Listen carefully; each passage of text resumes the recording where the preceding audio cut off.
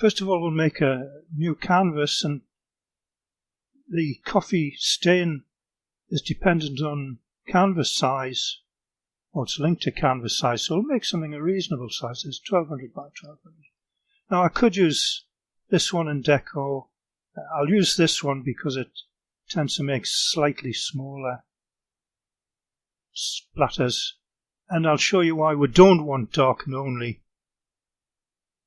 because it does its work, but if I turn off the background, somewhere along the line I'm going to delete the background and we'll lose half of them. So we'll go back, restart it up again, give it a decent size number, turn darken off on, and let it do its thing. I've chopped a bit out here. Now we've got our layers. Some of them are very similar, so I'm going to go through them and delete the ones that are really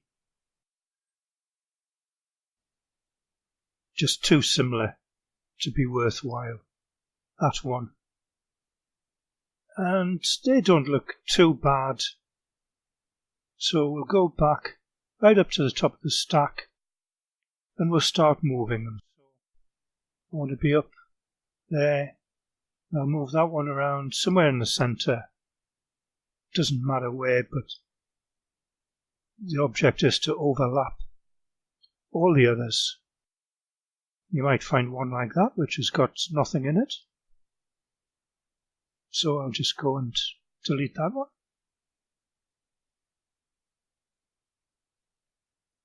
And just finish it off.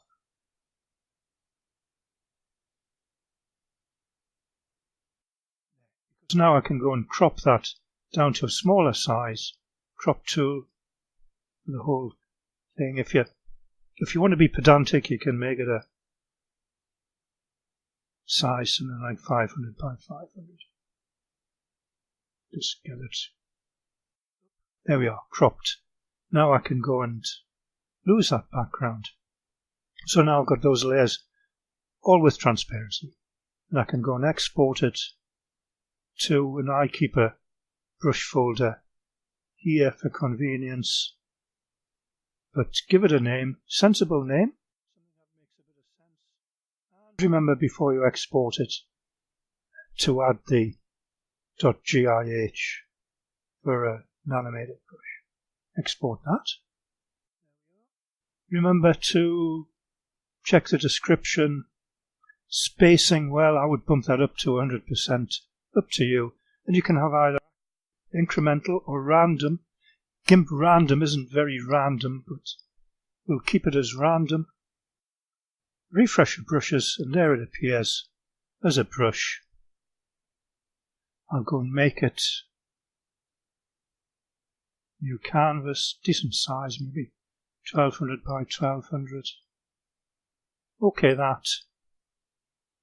And I can paint it in really as a stamp rather than a click and drag brush.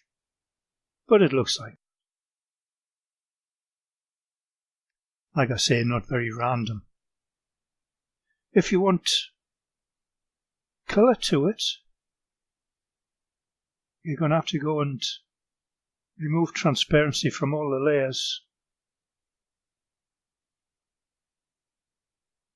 Again, I've chopped a bit out. And we can go into image mode, grayscale. So now I've got a set of grayscale layers. And I can just repeat that, export as. Make sure you give it another name, so you don't overwrite anything, with the GIH at the end. Export that. And even more important, the description. Change that so it doesn't clash with your other brush.